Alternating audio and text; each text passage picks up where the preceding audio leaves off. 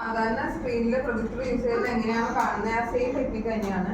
ഇവിടെ നമ്മൾ 3 laser projectors വെച്ചിട്ട് ഒരു ഫോട്ടോ അല്ലെങ്കിൽ ഒരു വീഡിയോയിൽ തന്നെ 3 പാർട്ടാക്കി ഓരോ പ്രൊജക്ടറിലൂടെ പ്ലേ ചെയ്യുന്നതാണ്.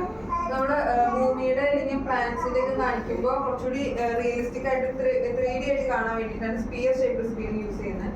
നമ്മൾ കാണാൻ പോകുന്ന ആറ്റം മോഡലിന്റെ ഒരു വീഡിയോ ആണ്. ഇത് ആറ്റം എന്താണ്, അതുപോലെ തന്നെ ആറ്റം മോഡൽ ഏതൊക്കെ കണ്ടെത്തിയിട്ടുണ്ട് അതിനെപ്പറ്റി ചെറിയൊരു ബ്രീഫ് ഇൻട്രൊഡക്ഷൻ കൊടുക്കുന്നത് ബേസിക് ഐഡിയ തരുന്ന വീഡിയോ ആണ്.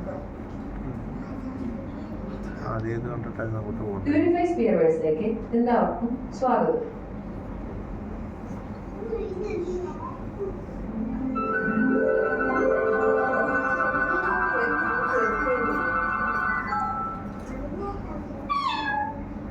ഹായ് കൂട്ടുകാരെ, എല്ലാ വസ്തുക്കളും ആറ്റങ്ങൾ കൊണ്ടാണ് നിർമ്മിച്ചിരിക്കുന്നതെന്ന് നിങ്ങൾക്കറിയാമല്ലോ.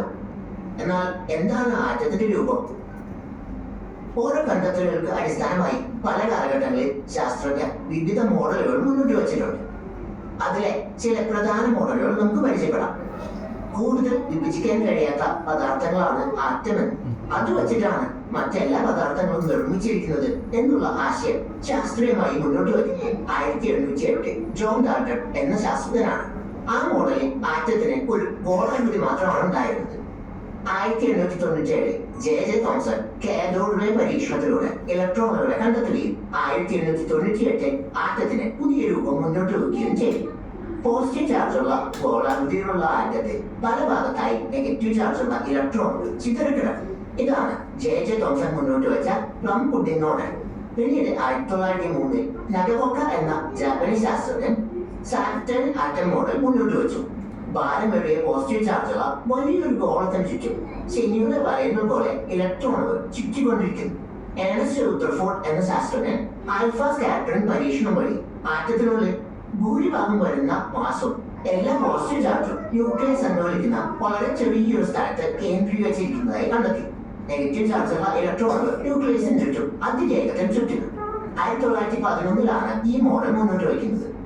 ഈ മോഡലിലെ ചില പരിമിതികൾ മറികടന്നുകൊണ്ടാണ് 1913 ബോർ മോഡൽ ഓഫ് ആറ്റം അവതരിപ്പിക്കുന്നത്. ഇതിൽ ന്യൂക്ലിയസിന് ചുറ്റും ഇലക്ട്രോണുകൾ നിശ്ചിത എനർജി ഓർബിറ്റുകളിലാണ് കാണുന്നത്. എനർജി കോണ്ടൈസേഷനും ആംഗുലർ മൊമെന്റം കോണ്ടൈസേഷനും ഉൾപ്പെടുത്തിയാണ് ഈ മോഡൽ നീൽസ് ബോർ അവതരിപ്പിച്ചത്.